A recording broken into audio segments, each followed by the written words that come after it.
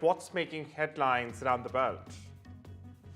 At least 8 people were injured in South Korea after a shell from an ongoing military exercise hit a civilian neighborhood in Pocheon near the border with North Korea. Fire officials said that 4 people were seriously hurt and several homes and a church were in fact damaged. South Korea and the United States were conducting joint live-fire drills nearby. Authorities believe the shell may have been fired accidentally by a fighter jet taking part in these exercises. Seoul's defense ministry, however, is yet to issue a formal statement on the incident. In a major policy shift, the United States has held secret talks with Hamas to secure, in fact, the release of all hostages still held in Gaza. Now, this is the first time Washington has directly spoken to the militant group since 1997, removing Qatar as a mediator. Now, this breaks Washington's decades-old stance, in fact, of not negotiating with groups on its terror list. President Donald Trump has directly warned Hamas, saying there will be quote-unquote hell to pay if all hostages, including the remains of dead ones, are not released immediately. Now, the talks reportedly took place in Doha and focused on both hostage release and a possible long-term truce. Meanwhile, Israel was consulted but continues to reject any direct contact with Hamas. Hamas has yet to officially respond to Trump's threat, while Palestinian factions have in fact condemned the move, calling it proof of US complicity in the Gaza war. A Chinese PhD student was found guilty Wednesday in a London court of drugging and raping 10 women in England and China. As police warned, there could be more than 50, in fact, other victims. 28-year-old Zhenhao Zhu was convicted of the attacks between 2019 and 2023 following a month-long trial at the Inner London Crown Court. He was convicted of 11 counts of rape, with 2 of the offences relating to one victim. After more than 19 hours of deliberations, jurors concluded Zhu raped 3 of the women in London and 7 in China. Now, police have only been able to identify 2 of his victims and said after the verdict that more than 50 other women may have fallen victim to Zhu, which would make him one of the worst sex offenders in UK's history. Now, Zhu moved to Belfast, Northern England in 2017 to study mechanical engineering at the Queen's University before heading to UCL in 2019 for a master's degree and then a PhD. External Affairs Minister S. Jaishankar and his UK counterpart, Foreign Secretary David Lammy, held wide-ranging talks in London on Wednesday, covering strategic coordination, trade negotiations, and next-generation technology. Now, the 2 sides are also exploring collaboration in key sectors, which include artificial intelligence, telecom, and critical minerals. Listen to Dr. S. Jaishankar on de-dollarization and the BRICS currency. I don't think there's any policy on our part to replace the dollar. As I said, at the end of the day, the dollar as the reserve currency is the source of international economic stability. And right now, what we want in the world is more economic stability, not less. Now, obviously, there are, I would also say, in all honesty, I don't think there's a unified BRICS position on this. I think BRICS members, and now that we have more members, have very diverse positions on this matter. Justin Trudeau and Donald Trump spoke over the phone Wednesday about the ongoing trade war, and their senior officials, in fact, have also been in constant contact throughout the day as both sides discuss a deal to temporarily lift all tariffs or possibly even renegotiate carve-outs for certain sectors. Canadian officials have described the situation as fluid, unpredictable, and rather chaotic. Now, this after US President Donald Trump's announcement of exemption on his proposed tariffs on imports from Mexico and Canada for US automakers. Now, there's a possibility further tariff exemptions could be announced at some point, but there are no firm guarantees. This is what officials have said. US President Donald Trump has announced a 1-month exemption, in fact, for automakers in Canada and Mexico from his new 25% tariffs, but only if they follow existing trade rules under the United States-Mexico-Canada agreement. Now, this temporary relief, in fact, comes after a phone call with Canada's Prime Minister Justin Trudeau, which Trump described as somewhat friendly. Auto stocks, meanwhile, rebounded sharply after the announcement, but broader trade tensions remain, with Canada and Mexico threatening retaliation. We spoke with the big three auto dealers. We are going to give a 1-month exemption on any autos coming through USMCA.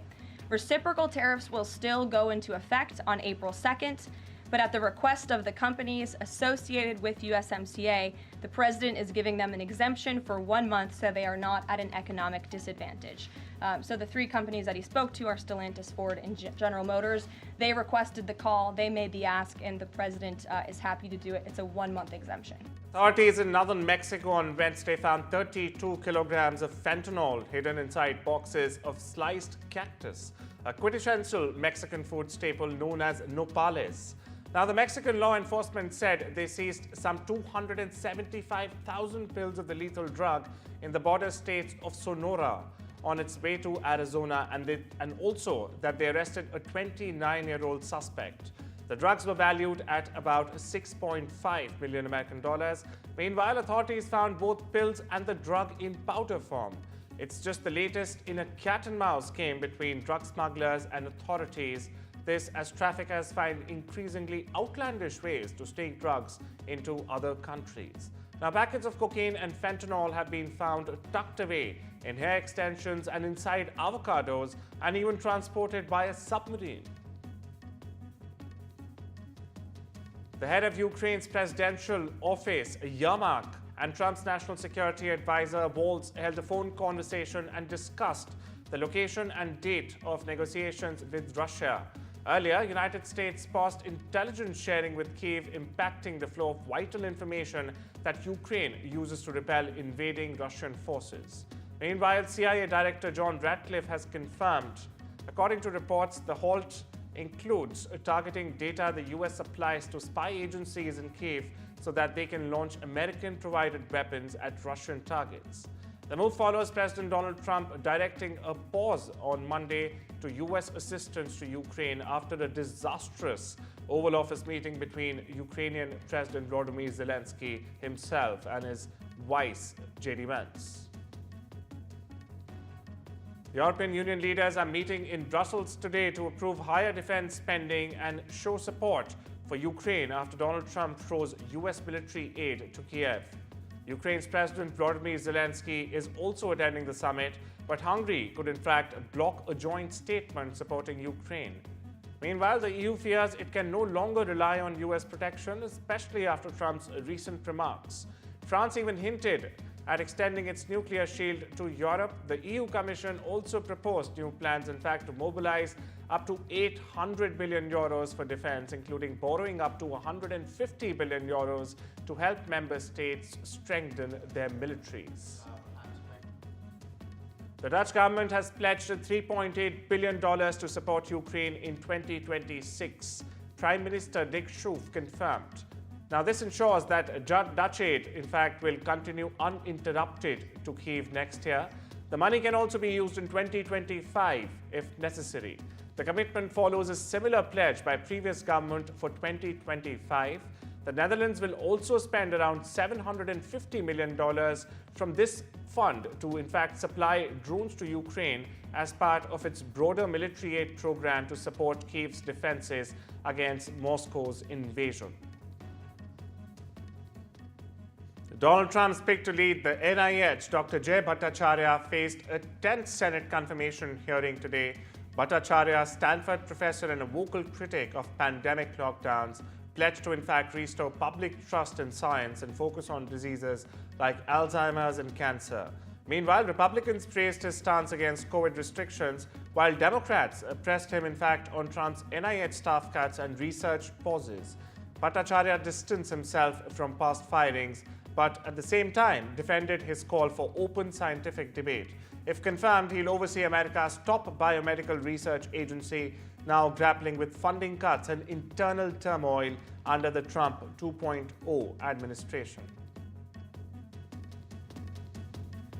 The U.S. Department of Veterans Affairs plans to cut more than 80,000 jobs under that directive from President Trump and his advisor Elon Musk. Now, the goal here is to roll back the VA workforce to 2019 levels or the pre-pandemic levels, part of a broader push to shrink federal agencies. Veterans groups and Democrats have condemned the move, calling it a betrayal that will in fact hurt healthcare and benefit for millions of veterans. The VA secretary defended the decision, saying that the government exists to serve, not to employ people. Some Republicans, meanwhile, also voiced concerns, urging the VA to work with Congress on responsible reforms. As layoffs loom, critics fear this is the first step towards privatizing veterans' care. US House Speaker Mike Johnson is predicting Republicans will be unified and able to pass a stopgap spending measure, also known as a continuing resolution or a CR. Now, this to fund the government in the months ahead to avert a government shutdown. Time is running short as a March 14 government funding deadline draws near. Listen into what he had to say. I do, yeah. I think we'll have a big vote on the CR, and then we'll send it over to the Senate and hope they do the right thing. We don't want to shut the government down. That's in no one's best interest. So we were negotiating in good faith, trying to do separate appropriations bills, but the Democrats decided to put kind of ridiculous conditions on the last counter offers over the last couple of weeks. They wanted us to limit the authority of the executive branch, and we can't do that and wouldn't do that. I don't even think what they requested was constitutional. So they forced us into a CR situation. President Donald Trump is preparing a new travel ban that could block entry for people from Afghanistan and Pakistan as early as next week. Now, sources say this is a part of Trump's plan to review countries with weak security checks. The move could affect thousands of Afghans awaiting resettlement in US under refugee and special immigrant visa programs. The ban may also include other nations, but till now, no final list has been announced. Trump's first-term travel ban, targeting Muslim-majority countries, was upheld by the US Supreme Court, in fact, in 2018. News from the Vatican. Pope Francis, who's been battling double pneumonia for weeks, remains stable. Yes, he remains stable and in fact has resumed limited work while still in Rome's Gemelli Hospital. The Vatican has said that the 88-year-old pontiff spent most of the day in an armchair and even made a call to a Catholic parish in Gaza. However, doctors say his condition is still serious. Francis suffered two major breathing crises earlier this week, and doctors have put him back on non-invasive ventilation overnight. Meanwhile, the Vatican has said that the Pope's prognosis remains guarded, meaning full recovery is not yet assured. It's time we slip into a short break. See you on the other side.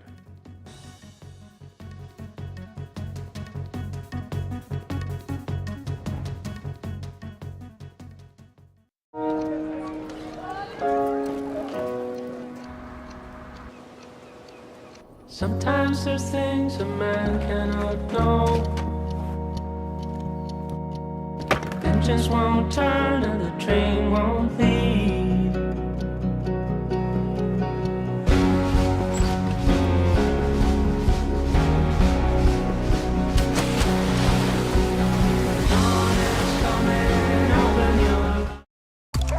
When you paint by feeling, you can come home to a blooming good day. Change starts here. Dulux. Look at you, the big winner. Not you. You use QuickBooks to send invoices and manage expenses, saving your business up to 8 hours a week, giving you more time to flourish. That's how you business differently. Intuit QuickBooks, the #1 recommended cloud accounting software. Ladies and gentlemen, Britain hasn't been so great of late because the country hasn't been eating enough Weetabix. Makes sense. I've been eating croissants.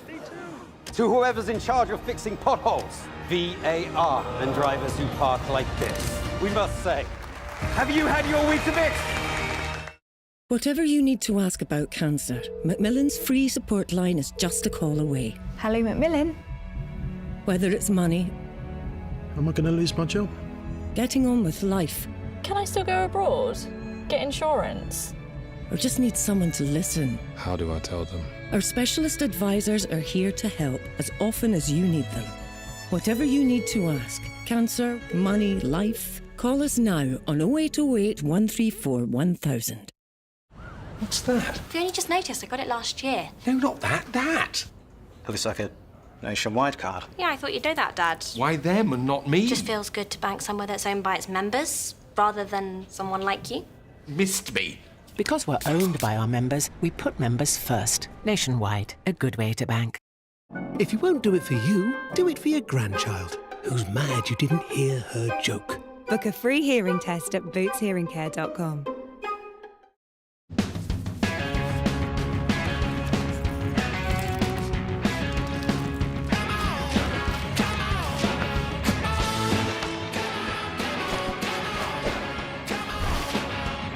Rebel in the comfort of home.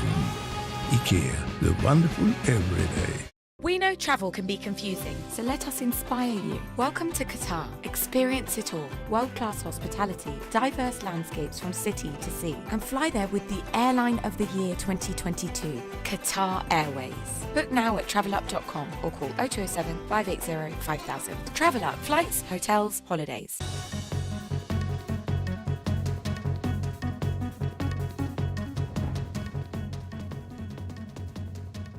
Welcome back. You're watching The World Report on NDTV.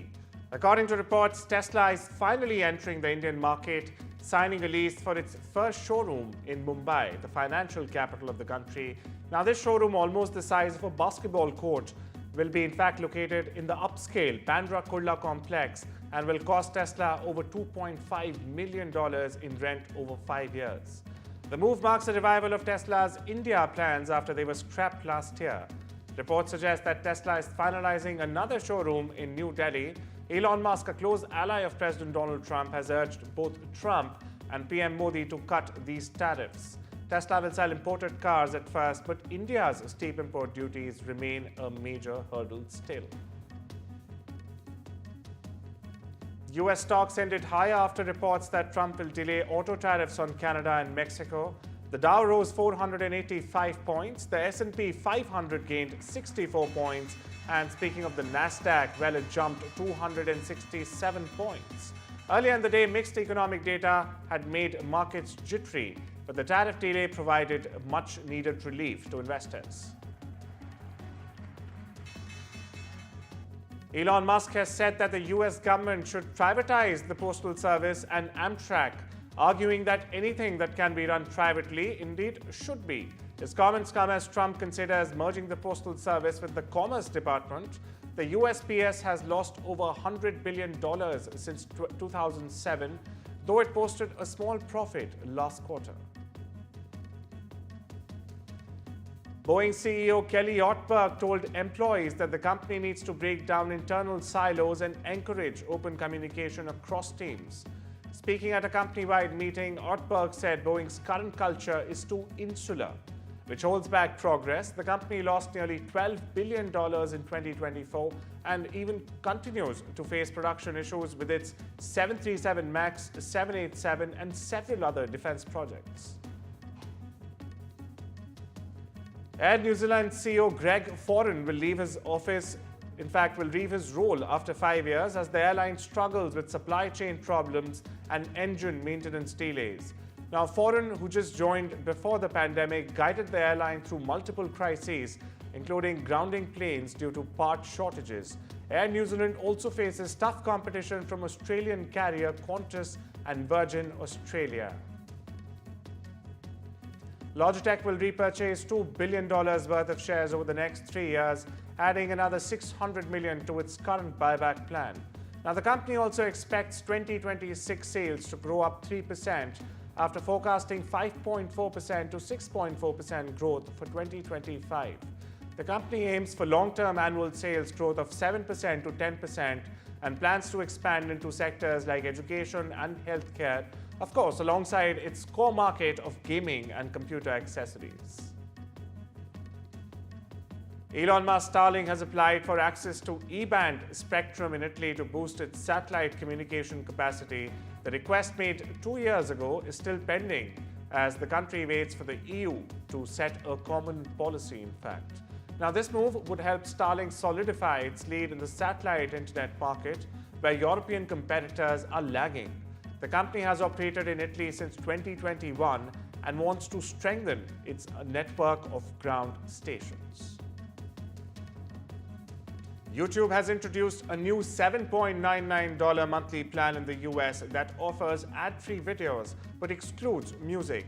Now, this premium light tier targets users who already pay for separate music streaming services. It sits below YouTube's $13.99 premium plan, which includes ad-free music, and a $10.99 music-focused plan. The new tier is designed to compete more directly with Netflix and Disney Plus for video subscribers. Google has told Australian regulators it received more than 250 complaints globally between April 2023 and February 24 about its AI being used to create deepfake terrorism content. Now, Google's AI tool Gemini was also flagged in dozens of cases involving child abuse material. This is part of Google's mandatory harm minimization reporting under Australian law. The eSafety Commission called this disclosure a world-first insight into how AI misuse is being tracked. Amazon Prime Video has rolled out AI-based dubbing for 12 licensed movies and series available in English and Spanish. This AI feature applies only to titles that lacked dubbing previously. With over 200 million global customers, Prime Video's move highlights, in fact, the growing use of AI to enhance viewer experiences. Meanwhile, Disney's ESPN is also exploring AI to personalize its content for younger viewers. El Salvador announced it has increased its strategic Bitcoin reserve to over 6,102 coins, despite recent IMF concerns. Now, this comes after the IMF approved a $1.4 billion program for the country, which includes conditions limiting public sector Bitcoin purchases. El Salvador assured the IMF that these latest acquisitions align with those conditions, as they were made by its Bitcoin office, not the broader government. FIFA has set the prize money for the 2025 Club World Cup at a staggering or a whopping $1 billion. The expanded 32-team tournament will take place in the United States between the 14th of June and the 13th of July. FIFA expects the event to generate around $2 billion in revenue, ensuring no funds will come from FIFA reserves. President Gianni Infantino says some of these earnings will in fact be reinvested into global club football development. Now, this move marks the highest ever prize pool for the competition, reflecting, in fact, on FIFA's push to expand its club tournaments. Golf legend Tiger Woods says his heart isn't in practicing right now, citing the recent death of his mother and his work on the PGA Tour Policy Board. Speaking at a TGL event, Woods revealed he's barely touched a golf club since his loss. Now, this raises doubts or casts shadows, in fact, about his participation in the Players' Championship next week and even his readiness for the Masters. Woods last played an official tournament in July 2024, missing the cut at the British Open. He has until Friday to decide if he'll enter the Players or not. American Olympians and Paralympians are set to receive a financial safety net thanks to a record-breaking $100 million donation from philanthropist Ross Stevens. Now, this fund will provide eligible athletes up to $200,000 after retirement, recognizing the sacrifices they made to compete for Team USA. The US Olympic and Paralympic Committee says this is the largest single donation in its history. Currently, most Team USA athletes live paycheck to paycheck, with 26% earning less than $15,000 a year. Stephen hopes this funding will in fact secure their futures beyond the Games as well. And a newly restored version of the groundbreaking 1972 movie Pink Floyd at Pompeii hits big screens next month. A trailer for the film, directed by Adrian Maben, dropped on Wednesday. The movie has been digitally remastered in 4K from the original 35mm footage discovered in 5 dubiously labeled cans, with Pink Floyd's own archives, with enhanced audio newly mixed by Progfather and Floyd mega fan Steven Wilson. Pink Floyd at Pompeii lands in IMAX cinemas worldwide from the 24th of April this year. The film is also accompanied by a live album releasing released, in fact, on May 2. In his new dark comedy Riff Raff, Bill Murray plays a cold-blooded killer out for revenge against the man who murdered his son. Now, despite the grueling environment, he found the experience to be a refreshing change of pace. Bill Murray found the tough conditions of filming Riff Raff to be unexpectedly fulfilling. The movie is currently in theaters across the US. Well, that's all we have for you today. Take care and have a wonderful day.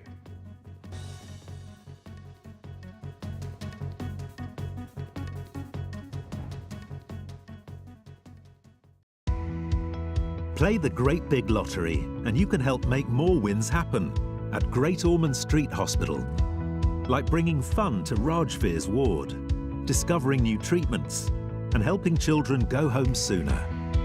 Just call 0800 472 5774 or search Gosh Lottery to start playing for just £1. There's up to £10,000 up for grabs in our annual Super Draw, plus a £1,000 jackpot every week, and many more great cash prizes. So call or go online now for a chance to win big prizes and make more wins happen. No child should suffer the torture of trachoma, but so many are in pain right now. Nananga's lashes have turned inwards. They rip and tear away at his eyes. Pomelo's sight could be gone forever. He's just 3 years old. Kofanga screams for his mother. His eyes are so infected that he can't even see her. For so many children in the world's poorest countries, trachoma is torture. It's a painful infection often spread by flies, and it's destroying children's eyesight. But it could be stopped if you help today. By calling 0800 021 3925 and giving £2 a month to Sightsavers, you can help make sure children get the treatment they desperately need. You'll help us bring them the medicines and the care that can treat infections. And that means you'll be helping to save children from the torture of trachoma and a life of blindness. Please help us reach them. Call 0800 021 3925, text C7 to 82727, or go online and give just £2 a month now. Because we need you to help save the sight of children like Nananga. We need you to help save them from the torture of trachoma. I want to break free. God knows I want to break free. Leave work at work. Snap into the new delicious Kit Kat sharing bar. Irresistible fillings covered in thick marbled swirls. Perfect for sharing. Have a brig, have a Kit Kat. When Tony passed, we wanted to celebrate him his way. All he ever spoke about was bite this, bite that. I'll never forget our first date. Huge grin on his face as he rode up on that big noisy thing. And that's exactly the way he'd want to be remembered. At Co-op Funeral Care, we know everyone is different. That's why we offer funeral plans to funeral services that are personal, every step of the way.